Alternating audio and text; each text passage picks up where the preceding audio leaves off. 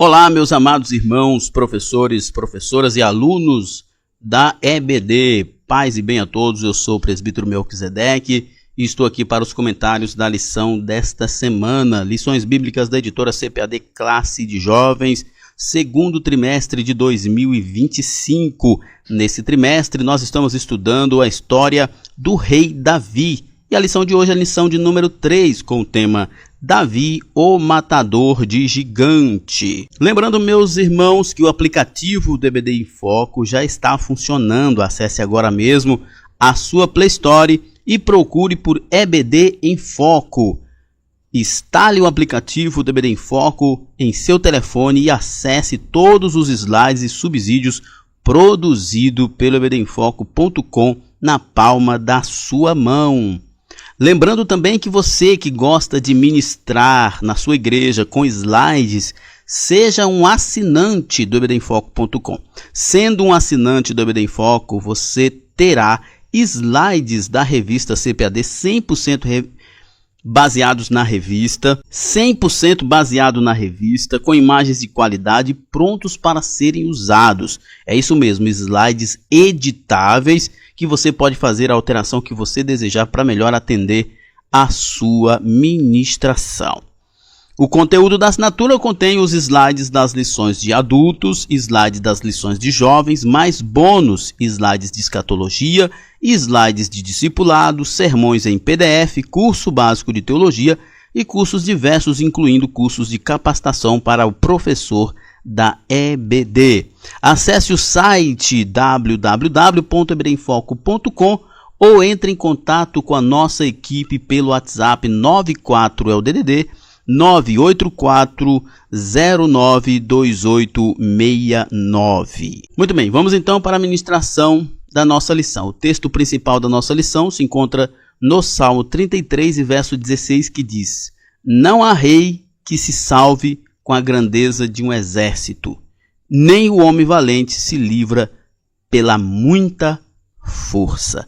O salmista está aqui nos exortando sobre confiar em si mesmo e nos recursos humanos, dizendo: não há rei que se salve por causa da grandeza do seu exército, e nem homem que se livre porque é forte, mas todos dependem de Deus. Resumo da lição: Davi confiava em Deus e, frente aos insultos de Golias, matou o gigante. Na vida cristã também temos os nossos desafios, os nossos gigantes, que venceremos mediante a fé no Senhor. Não é confiando na nossa força, nos nossos recursos, mas é no Senhor, como fez Davi. O texto bíblico dessa lição se encontra em 1 Samuel, no capítulo 17, versos 13 a 16, e também os versos 20, 23 e 24.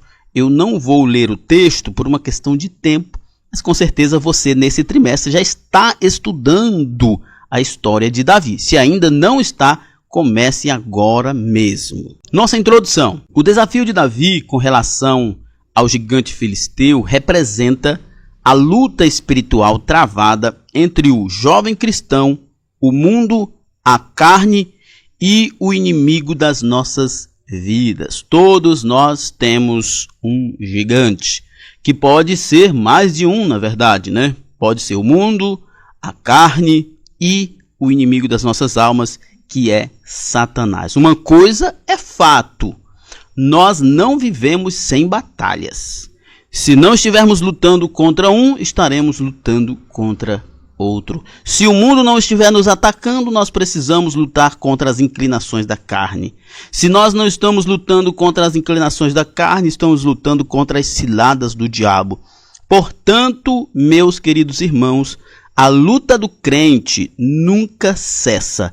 Nós só cessaremos de lutar quando estivermos no reino com Cristo. Mas uma coisa que é gloriosa para nós é que em Cristo nós somos mais do que vencedores. Para alcançarmos a tão almejada vitória, devemos seguir o exemplo de Davi, resistindo ao inimigo e vencê-lo em Cristo Jesus. Como diz o apóstolo Tiago, submetam a Deus, resistam ao diabo e ele fugirá de vós. Assim como Davi, que venceu aquele gigante, ele venceu aquele gigante porque ele era submisso a Deus. Ele estava debaixo da vontade de Deus. Nós seremos vencedores sempre se estivermos debaixo da vontade de Deus. É por isso que nós dizemos que em Cristo somos mais do que vencedores. Primeiro tópico: tempos difíceis, cercados por todos os lados. Os dias que antecederam a batalha entre Davi e Golias foram marcados por provocações. O exército dos filisteus se reunia diariamente para provocar o exército israelita. Nós vivemos assim. O jovem cristão, na pós-modernidade, sofre de todos os lados todo tipo de ataque. Quando não é um ataque direto, é um ataque por provocações. Às vezes diminuindo a fé da pessoa, às vezes diminuindo a comunidade daquela pessoa, diminuindo a sua família, às vezes diminuindo a sua escolha de crer em Deus, às vezes até diminuindo Deus. Sim, nós sofremos esse tipo de ataque, de provocação, de que Deus não existe, de que a Bíblia é cheia de contradição, de que a Bíblia é machista, ou a Bíblia é retrógrada, enfim. Nós, assim como Davi, também todos os dias sofremos provocações por parte dos nossos inimigos. Uma forma muito comum de disputa utilizada naqueles dias era: os exércitos ficavam frente a frente, enquanto um valente de cada lado se posicionava para uma disputa solo, mano a mano. O vencedor dava ao seu exército o sabor da vitória. Ao perdedor, a humilhação, as baixas humanas e as materiais. Era muito interessante, às vezes a gente pensa que as batalhas antigas era sempre exército contra exército. Mas muitas vezes os exércitos combatiam em muitas frentes e em muitas batalhas, e reduziam, é óbvio, né? Muita gente morria. Esta era inclusive uma forma, uma estratégia para evitar a perda, né? O prejuízo humano, a perda de soldados. Havia esse acordo entre as nações que 2 homens lutariam em nome dos 2 exércitos. Quem ganhasse, ganhava tudo. Quem perdesse, perdia também tudo. E assim foi muito provavelmente o caso de Golias. Os filisteus contrataram Golias, prepararam ele para que ele neste dia afrontasse o exército de Israel, chamando eles para um embate mano a mano. Mas ninguém em Israel teve essa coragem.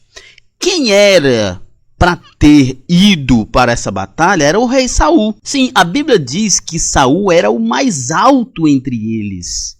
Que quando ele estava no meio da multidão, as pessoas, os mais altos entre a multidão, batiam nos seus ombros. Saul era um homem grande, forte. Era para ele ter coragem de enfrentar Golias. É óbvio que Golias tinha aí seus 3 metros de altura. Saul deve ter os seus 2 metros de altura. Era um homem grande, mas não era 3 metros de altura. Mas era um guerreiro valente. Era um guerreiro, era o rei. Mas ele estava vazio de Deus. Ele não tinha mais a presença de Deus. E por não ter mais a presença de Deus, o que lhe sobrava era covardia. E para afrontar Saul, Deus ainda usa Davi, uma criança, para vencer aquele que afrontava Saul. Ao ouvir os gritos de Golias no vale de Elar, os israelitas tiveram muito medo. Não havia nenhum guerreiro disposto a enfrentar o gigante. A derrota se desenhava de forma constrangedora. Como eu disse, quem era para se dispor era o rei Saul, porque era o mais alto deles, era o mais forte deles e era o rei. Mas é óbvio que ele se acovardou.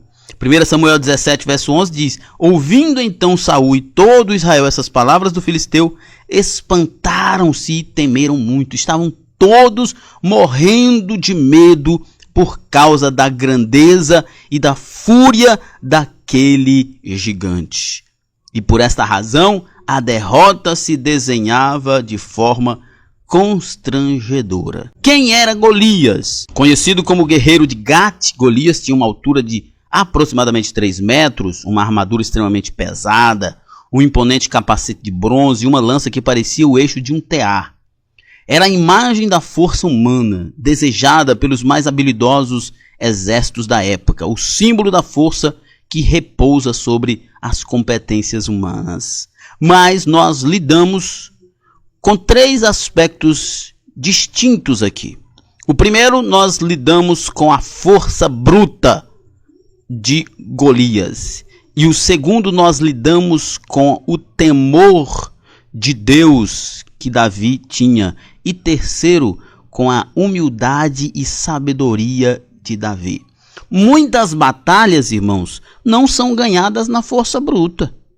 Você pode imaginar um homem de 3 metros, acostumado com a batalha, ser derrubado por um menino com uma pedra? Com uma pedra? É óbvio que acertando uma pedrada bem na testa de uma pessoa, dependendo da força que essa pessoa tem, é capaz de derrubar essa pessoa sim. Humanamente falando, isso já foi até, inclusive, objeto de estudos. Mas aqui nós vemos Deus agir.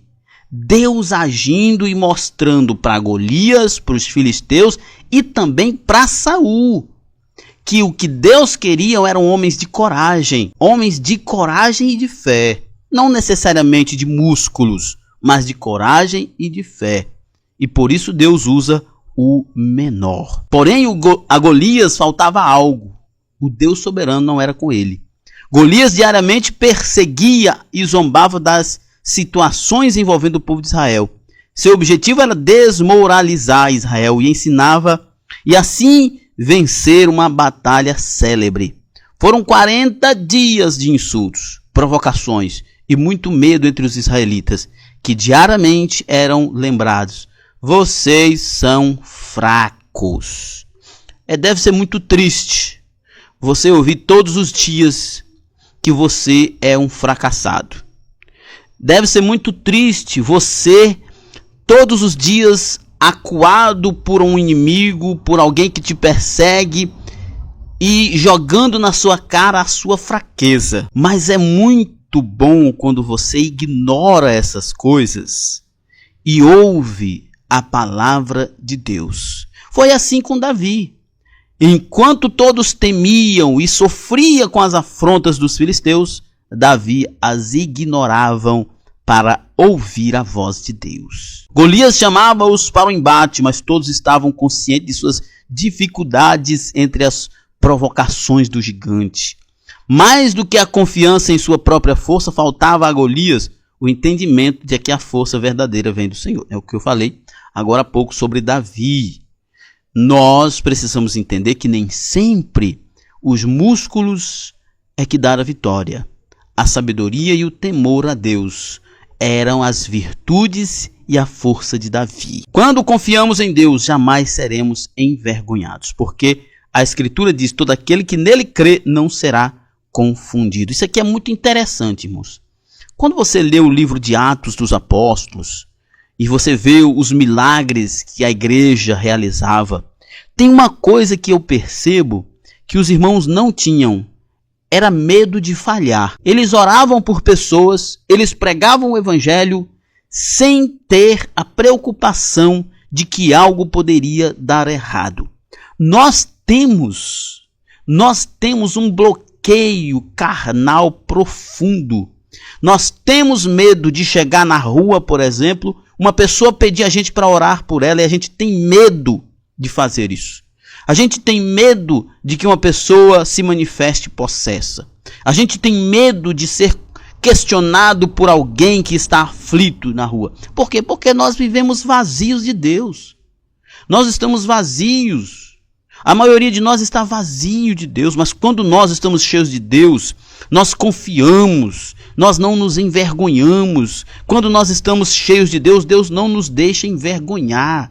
Deus está conosco. Como diz o escritor a carta aos Hebreus, Deus não se envergonha de dizer que é o nosso Deus. A bênção e a maldição. Israel passava por tempos difíceis. O rei já não era mais alguém motivador, havia perdido o Espírito Santo.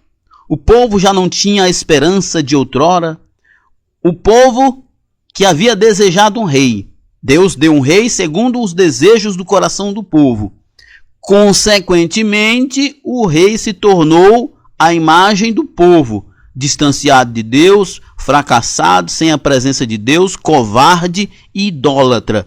Como você gostaria, como você imagina que acabaria essa história? Em tragédia.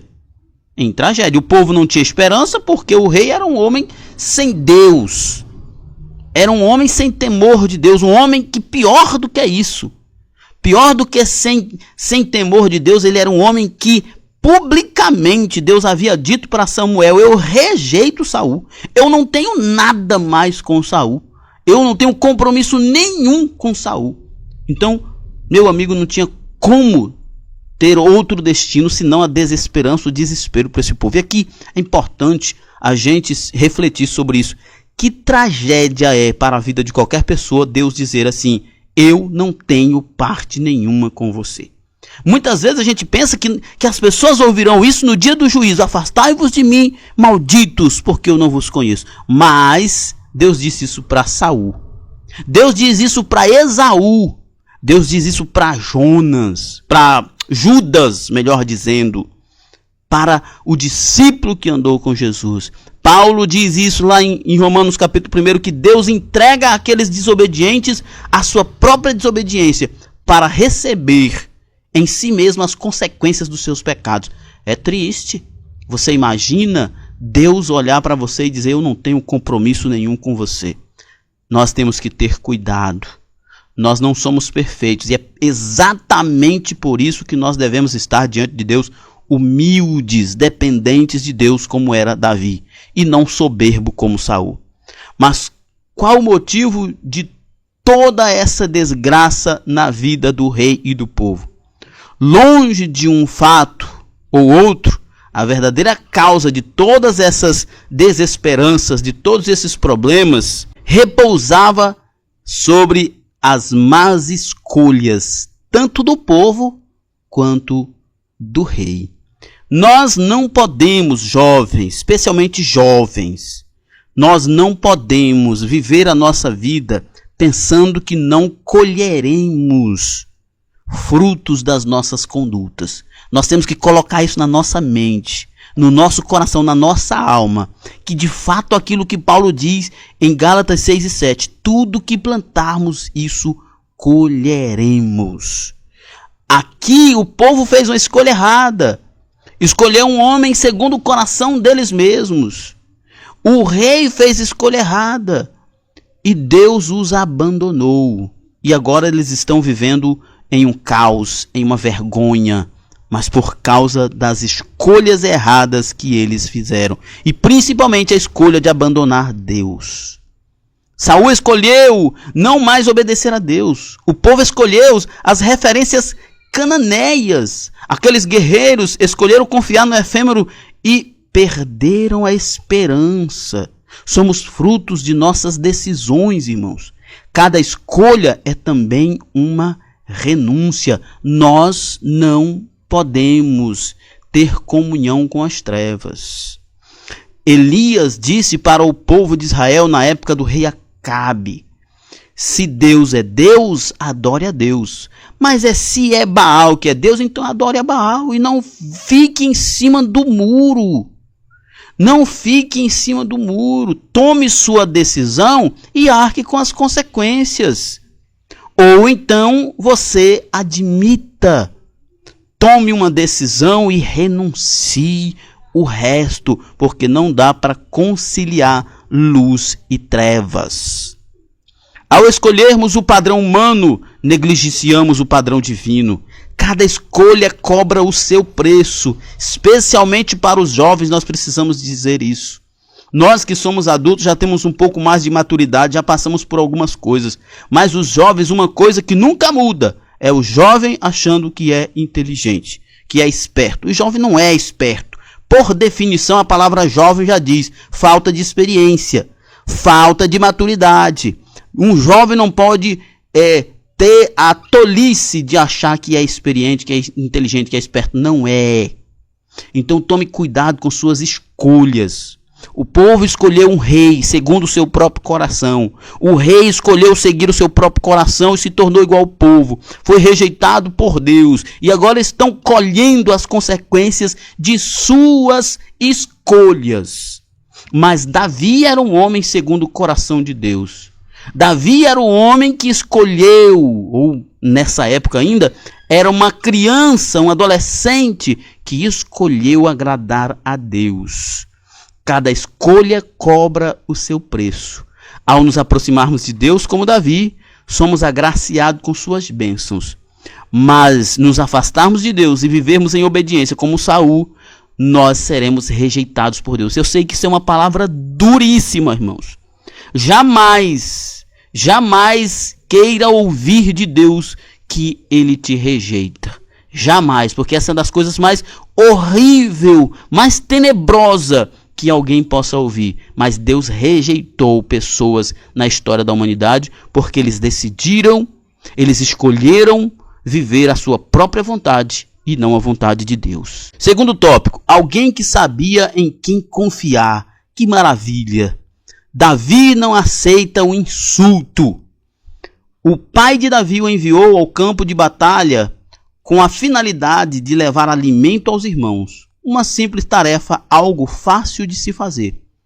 Cumprida a missão, bastava voltar para casa e seguir com sua rotina, cuidando das ovelhas. Tudo bem, essa seria a ação, né, ou a conduta de qualquer pessoa comum. Mas Davi não era assim. Davi queria entender. Davi queria saber o que estava acontecendo. Tanto que Eliabe, seu irmão, ficou furioso com ele.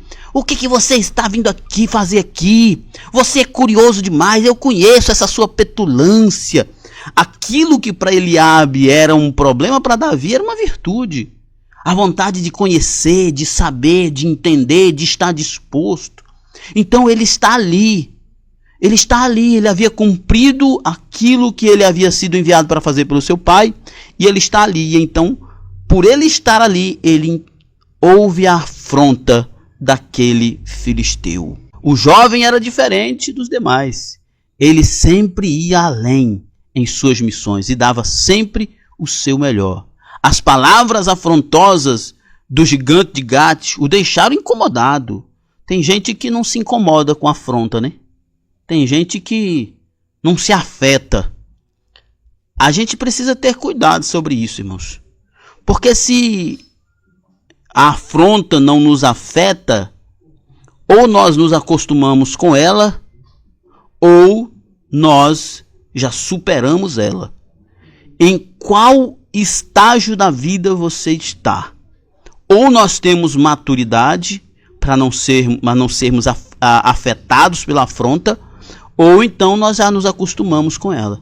O exército de Israel estava acostumado a ser afrontado. Isso é terrível. Isso é terrível. Eles haviam aceitado a derrota. Eles haviam aceitado que eles eram realmente fracos. Eles estavam só esperando o momento em que o alimento, em que os donativos que o povo havia doado, eles estavam apenas esperando que a comida acabasse, que os recursos acabassem, para eles poderem serem capturados. Porque eles não tinham esperança, eles não tinham nenhuma saída, porque eles estavam entregues. Eles haviam aceitado a afronta, eles haviam acostumado com a afronta. Nós não vamos bater em ninguém, irmãos. Nós não vamos revidar com violência ou com agressividade com ninguém. Mas quando alguém nos afronta, nós não podemos simplesmente nos acostumar. Nós precisamos melhorar. Nós precisamos fazer como Davi, mostrar Deus. Davi deixa bem claro, esta afronta não é contra mim, é contra Deus. Davi não está ali para lavar a honra. Davi está ali para ser usado por Deus.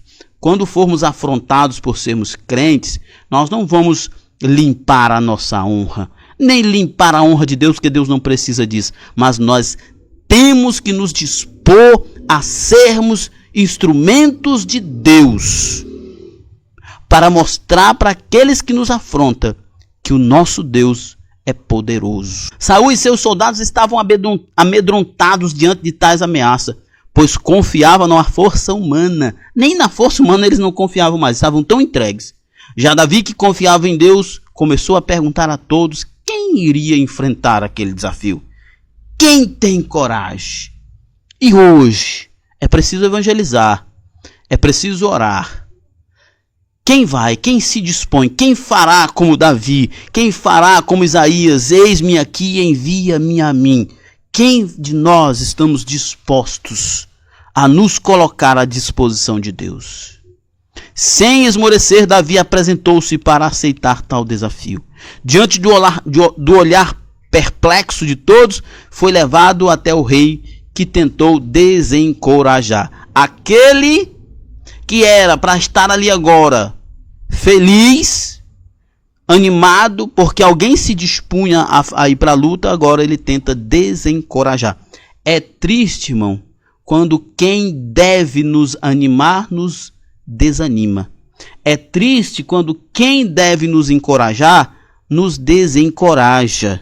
Você que é líder, você que é professor, pastor, você é alguém que os seus liderados esperam de você a atitude mais dura, a resiliência maior para seguir, para ir junto. Porque não pense que se o líder não for, os outros irão. Isso só um momento de inflexão. É só o ponto fora da curva. Mas a regra, o líder precisa estar à frente. Eu sempre lembro de Jacó, que Jacó, antes de ter aquele encontro com Deus, ele havia preparado todo um esquema para fugir de seu irmão. Depois que ele tem um encontro com Deus, ele monta sua caravana, coloca seus filhos, suas esposas e seus bens em ordem e diz, o texto diz que Jacó mesmo se colocou à frente. Ele foi à frente. Jacó estava dizendo para todos, se meu irmão tiver que matar alguém, que ele mate primeiro a mim. Ele está dando exemplo, ele está indo adiante, à frente, para que as pessoas sigam ele.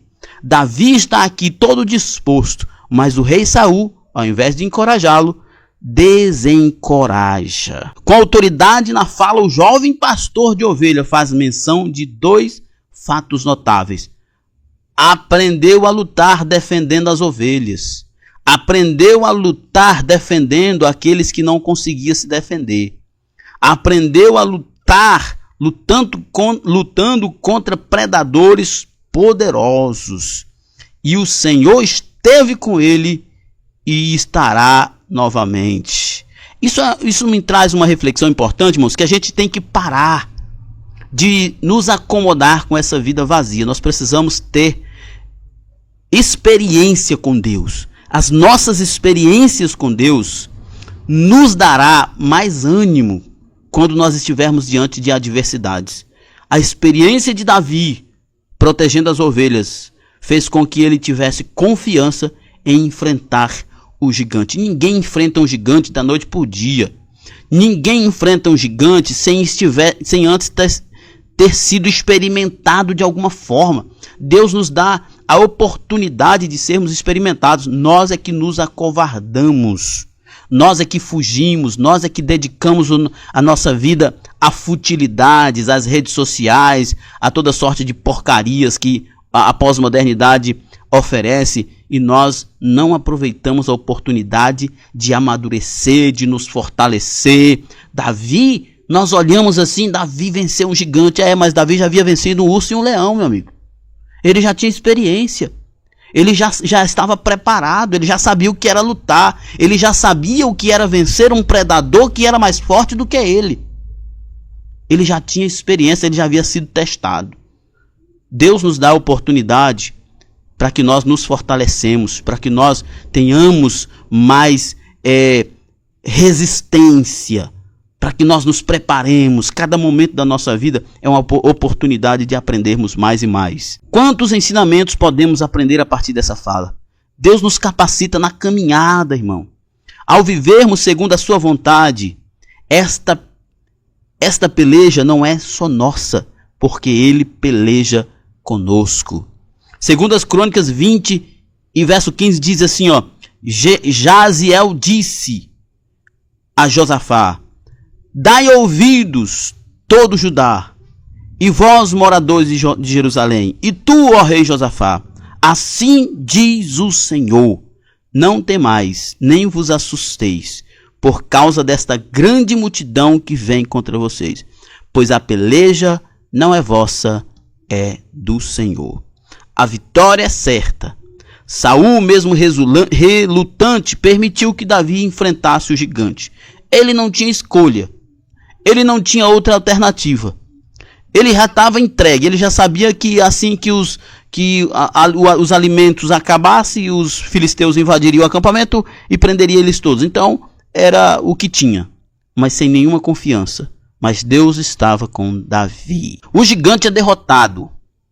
O rei Saul, mesmo relutante, aceitou a proposta de Davi. No entanto, quis que o jovem se moldasse ao seu padrão.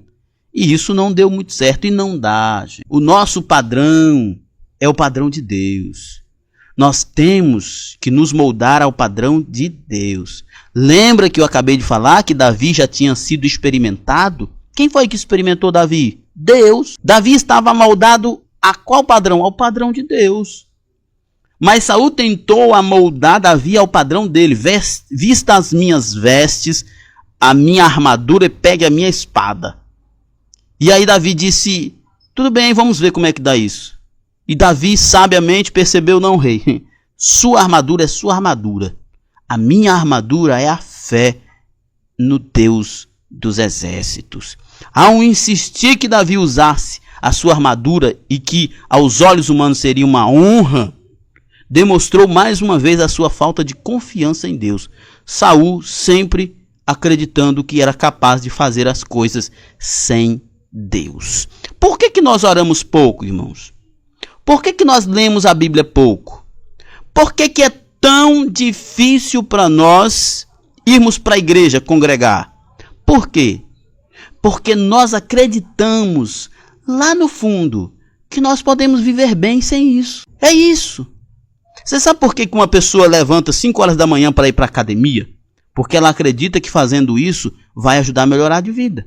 Sabe por que um atleta treina o tanto que ele treina? Porque ele acredita que isso vai levar ele a ganhar ou alcançar o objetivo. Sabe por que nós oramos pouco? Porque nós não jejuamos? Porque lemos a Bíblia pouco? Porque vamos à igreja pouco? Porque nós acreditamos que não tem problema. Que nós vamos ser vitoriosos assim mesmo sem buscar. Aí tem muita gente que diz assim: não, porque ser crente é muito difícil. Não, irmão. Tudo nessa vida é difícil. Você acha que a vida de um atleta de alta performance é fácil? Você acha que muita gente que vai para a academia às 5 horas da manhã vai porque, tô alegre, isso aqui é uma... Não, ele vai porque ele tem um objetivo. Porque ele entende que aquilo faz parte do processo de melhoria da sua vida. E a maioria de nós não oramos, não lemos a Bíblia e não congregamos porque nós achamos que isso não é importante para a nossa vida.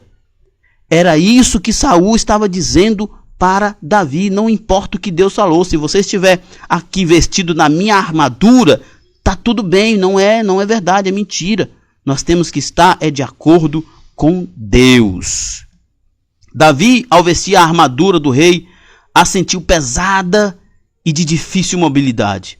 Anos mais tarde, tais recursos seria muito utilizado por Davi, porém naquele momento não fazia parte da sua vida. A sua experiência não é a minha. Aquilo que Deus deu a você não é a mesma coisa que Ele deu a mim. E vice-versa. Nós precisamos entender o momento de cada um e confiar em Deus. Diante dos desafios, Deus nos usará do jeito que Ele quiser. O que nós temos que fazer é estarmos dispostos. Temos que seguir as suas orientações. Caminharmos segundo a sua vontade. O Salmo 25, versos 4 e 5 diz: faz-me saber os teus caminhos, Senhor. Ensina-me as tuas veredas. Guia-me na tua verdade. Ensina-me, pois tu és o Deus da minha salvação. Por ti estou esperando todo dia. É isso que nós temos que fazer. Mas cada um de acordo com o seu chamado, com as suas qualificações. Davi tirou aquela pesada armadura, foi a um córrego, pegou 5 pequenas pedras e com sua funda foi ao encontro de Golias. Pode ser que alguém olhe para você e diz: isso aí não vai chegar muito longe. Mas Deus te usa com aquilo que você tem. Às vezes a sua arma mais poderosa é a simplicidade. Para algumas pessoas, a arma poderosa é a armadura e a espada de Saul. Mas para outras, a arma eficiente é uma funda e uma pedra. Tal visão deixou o guerreiro ofendido. Essa era a visão de Golias, era a visão de Saul, era a visão do exército de Israel, era a visão de Eliabe, irmão de Davi. Mas essa não era a visão de Deus. Golias ficou furioso quando viu Davi chegando com uma funda e uma pedra. Tal visão deixou o guerreiro ofendido, achou que era uma provocação. Diante dele, um garoto com pedras e vestido com roupas cotidianas de pastor de ovelha. A simplicidade de Davi ofendia Golias. A nossa simplicidade é que tem que ofender o mundo. As ofensas proferidas então pelo gigante não assustaram Davi, mas abriram as portas para que a sua fé no Deus de Israel fosse ainda mais vívida. Convicto, declarou sua confiança no nome do Senhor dos Exércitos, o Deus dos exércitos de Israel. 1 Samuel 17:45, disse Davi: Tu vens a mim com espada e com lança e com escudo, eu porém vou a ti em nome do Senhor dos Exércitos, o Deus dos exércitos de Israel, a quem tu tens afrontado. Saul está morrendo de medo. O exército de Israel está morrendo de medo. Por quê? Porque eles estão recebendo para si a afronta. Mas Davi diz para Golias: eu não tenho nada a ver com isso. Tudo que você está falando não me atinge. Se tem alguém que está se ofendendo com isso, é Deus. E é em nome dele que eu estou aqui para te derrotar. O desfecho dessa história é conhecido por todos nós. O Senhor entregou o gigante em suas mãos, nas mãos de Davi. Golias foi derrubado com uma pedra certeira na sua testa e teve a cabeça cortada por Davi com a própria espada de Golias. E todos aqueles inimigos foram derrotados. Naquele dia, primeira coisa, os filisteus entenderam que existe Deus e que o nosso Deus é o Deus de Israel. Segundo lugar, e Saul também entendeu isso, e o exército de Israel também, que é Deus quem dá a vitória ao seu povo. Naquele dia, os israelitas e os filisteus puderam conhecer mais sobre o poder de Deus. A confiança em Deus, a confiança de Davi no poder de Deus, fez toda a diferença na luta contra Golias e o exército filisteu. Confie no Senhor. É o que nos falta, irmãos. Por que nós sofremos tanto? Por que nos desesperamos tanto em nossas batalhas? Por que só chegar a primeira dificuldade, nós logo desesperamos, maldizemos, murmuramos, dizendo que a vida não é justa e tal? Porque nós não confiamos no Senhor. Jesus disse: no mundo tereis aflições. Jesus diz que muitos iriam nos perseguir, nos matar e ainda dizer: nós estamos fazendo isso em nome de Deus. A vida humana na terra é uma vida de adversidade. A vida nessa terra é uma vida de dificuldade. Nós vencemos porque confiamos no Senhor. O filho de Jessé sabia de suas fragilidades, mas tinha total confiança de que Deus era com ele, evidenciando a profundidade da sua fé e a qualidade do seu relacionamento com Deus. Aqui nós temos algumas coisas importantes aqui. Davi sabia de suas fragilidades. Ele reconhecia as suas fraquezas. Toda vez que nós não reconhecemos nossas fraquezas, nós estamos a um passo da... Ele reconhecia suas fraquezas e tinha inteira confiança em Deus. E isso era evidência de que sua fé era verdadeira e de que seu relacionamento com Deus não era superficial. Em nossa trajetória também encontramos diversos Golias. Há momentos em que as adversidades se agigantam e parecem que jamais serão dissipadas. Não desanime. Assim como o Senhor foi com Davi, também será com você.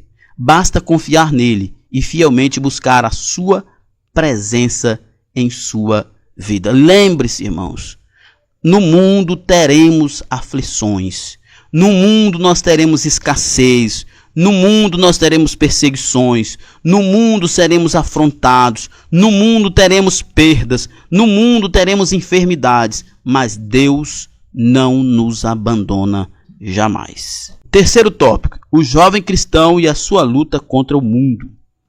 Relativismo moral e religioso. Esse terceiro tópico, ele sai um pouco do contexto histórico e entra no contexto atual. E nós vamos falar de alguns gigantes que não só os jovens, mas a igreja de modo geral, enfrentam neste tempo atual. Um dos Golias dos dias atuais é o relativismo, principalmente nos âmbitos moral e religioso, o que é uma aberração terrível. Quando você fala de relativismo moral, eu até entendo, porque a moralidade ela não está atrelada necessariamente à religião. Mas quando você fala de relativismo religioso, especialmente dentro do contexto cristão, é uma aberração sem tamanho. Porque nós não podemos relativizar a Bíblia. Nós não podemos relativizar Deus. Nós não podemos relativizar a fé. Quando nós encontramos um relativismo religioso, isso de fato é uma coisa abjeta. O relativismo se refere a um sistema em que as verdades absolutas são questionadas e desvalorizadas, ou seja, estão sempre sujeitas aos pontos de vista de quem as observa. Não é à toa que nós vemos pessoas por aí dizendo que a Bíblia deve ser atualizada, que a Bíblia deve ser interpretada de acordo com o contexto e a necessidade de minorias e grupos ideológicos que nós temos por aí. Relativismo. A Bíblia é a verdade. A Bíblia não pode ser relativizada. Nós jamais podemos aceitar como cristãos que alguém diga que a Bíblia não é aquilo que ela é, a palavra de Deus. Sendo assim, não há certo ou errado, é a defesa do relativismo e do quanto determinado sujeito se identifica ou não com uma causa. O relativismo diz que não há certo nem errado. Nas escolas e faculdades, nas mídias e em todos os lugares onde há a interação entre pessoas, há uma forte mobilização para impor a ideia de que não existem verdades absolutas, pois tudo que pode ser verdade para alguém pode não ser para outro.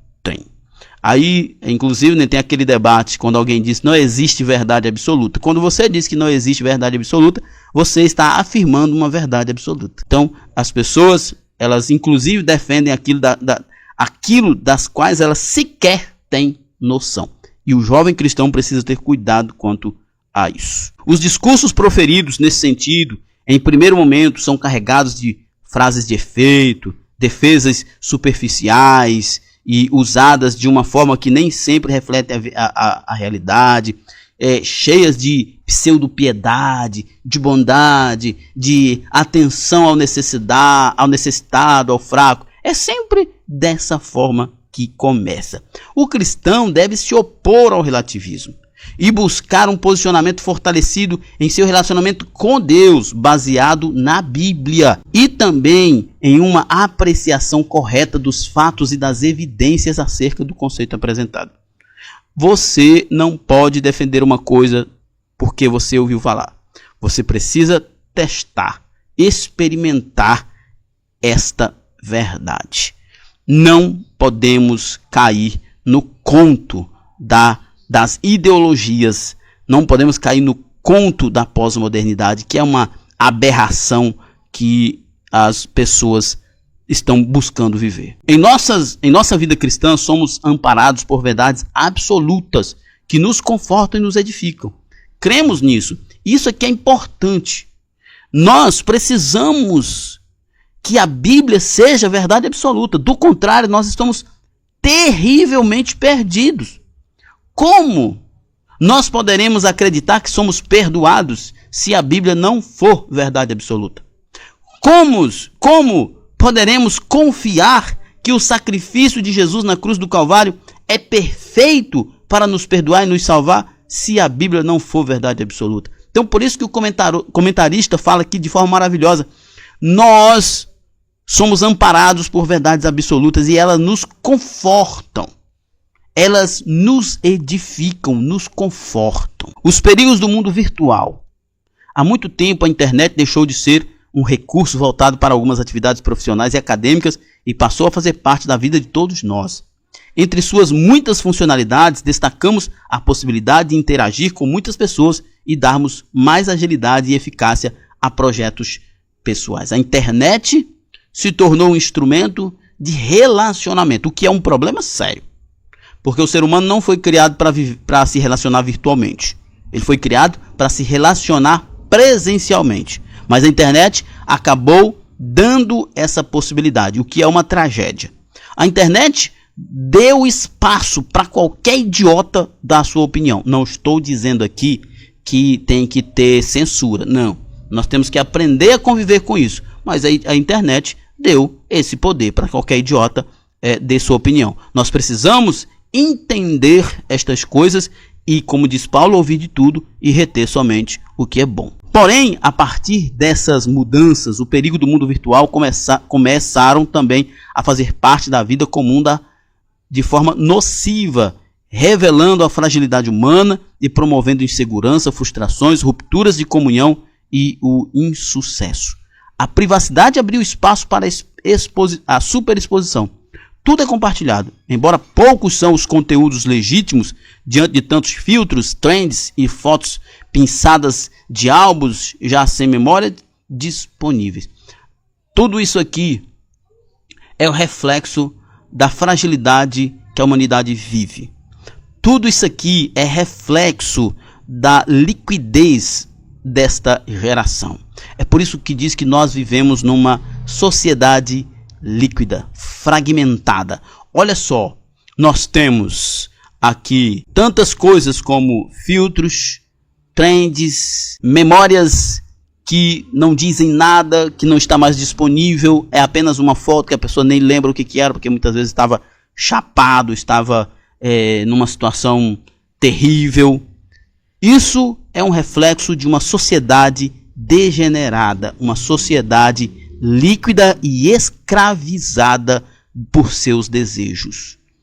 Entre stories, reels e shorts que freneticamente deslizam nas telas, vidas estão sendo enfraquecidas e sonhos sendo frustrados. A mediocridade aumentando, as pessoas incapazes de resolver problemas básicos. Até profissionais altamente requisitados estão dependentes de informações que muitas vezes nem são precisas. Além dos prejuízos cognitivos, há também sérios problemas relativos aos conteúdos compartilhados, manipulação, fake news, as notícias falsas, as perseguições e ofensas, a relativização de tudo, as imagens nocivas, desde a idiotização até as polêmicas e pornografia, enfim, uma realidade que não deve fazer parte da vida do jovem cristão. O jovem cristão entenda, a internet é um mundo de caos. A internet é um mundo de fragmentação, de coisas líquidas, que não dá sustentação para a vida feliz de ninguém. Banalização da sexualidade. A sexualidade faz parte da natureza humana e foi, como todas as coisas criadas por Deus, porém, infelizmente, nos dias atuais tem sido banalizada e distorcida, trazendo graves consequências. É óbvio que isso não é só hoje, né? Às vezes nós até exageramos dizendo que hoje, como se nos anos 2000, por exemplo, apenas fosse isso. Mas não, a idiotização das pessoas, ela vem um pouco mais antes, desde a TV. Desde a TV. Programas de TV com hipersexualização, né? Programas de TV que muitas vezes eram exibidos no sábado e domingo à tarde, para toda a família, com hipersexualização. Crianças cresceram hipersexualizadas, hoje são dependentes, hoje têm problemas sérios, porque foram hipersexualizadas em casa.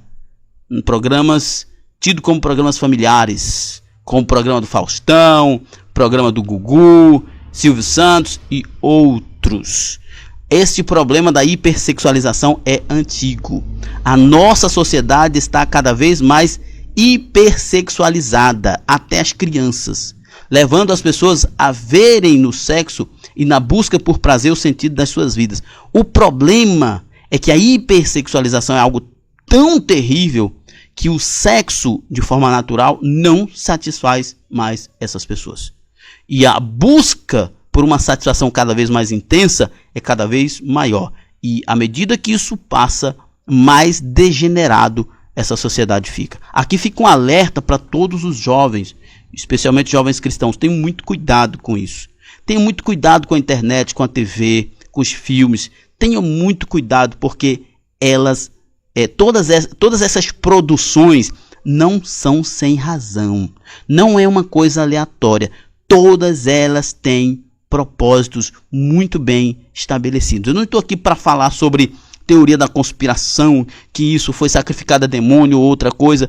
Isso é uma ideia do marketing que leva as pessoas a estarem cada vez mais vazias, cada vez mais fragmentadas e cada vez mais necessitadas para cada vez mais querer consumir e assim estarem escravos. Aquilo criado para um fim tão nobre, que é o sexo, foi distorcido e tem levado muitos à ruína.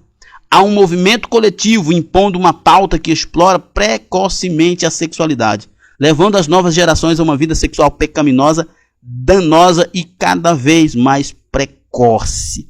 Mas a Bíblia nos diz: fujam da prostituição. Fujam, porque isso vai trazer maldição para você. Na vida cristã, para verdadeiramente usufruirmos essa bênção que Deus dá, devemos fugir dessas provocações, buscar no tempo certo um relacionamento conjugal dirigido pelo Senhor e viver uma vida de santificação. Se nós, agora falando diretamente mais para os jovens, se vocês, jovens, não tiverem vidas equilibradas, não pensem que quando vocês casarem isto será curado. Não, vocês trarão para dentro do casamento estas anomalias, essas disfuncionalidades, e vocês terão casamentos fracassados. Não se casa esperando que no casamento você vai ter cura das suas imundícias. Não, o casamento é uma proteção contra tudo isso. Mas para o casamento ser feliz, você precisa se resolver. Nossa conclusão: ao longo das nossas vidas enfrentamos muitos desafios, os nossos Golias. Como Davi, se estivermos confiantes no Senhor e andarmos nos seus caminhos, certamente seremos abençoados e venceremos as batalhas. Não importa qual a dimensão dos nossos problemas, nossas capacidades humanas são insuficientes contra as armadilhas dos nossos inimigos. Mas a deixarmos o Espírito Santo nos conduzir, com certeza glorificaremos a Deus com as nossas vidas e celebraremos, como Davi, com júbilo em todo o tempo. Meus irmãos, ficamos por aqui. Que Deus abençoe a todos. Lembrando, você que faz uso dos nossos slides, tire uma foto de você ministrando e mande para a nossa equipe, para os nossos registros. Acesse o site ebdemfoco.com ou entre em contato conosco pelo WhatsApp. Ficamos por aqui na plataforma ebdemfoco.com. Você tem tudo o que precisa para ministrar uma aula de excelência. Paz e bem a todos. Até a próxima.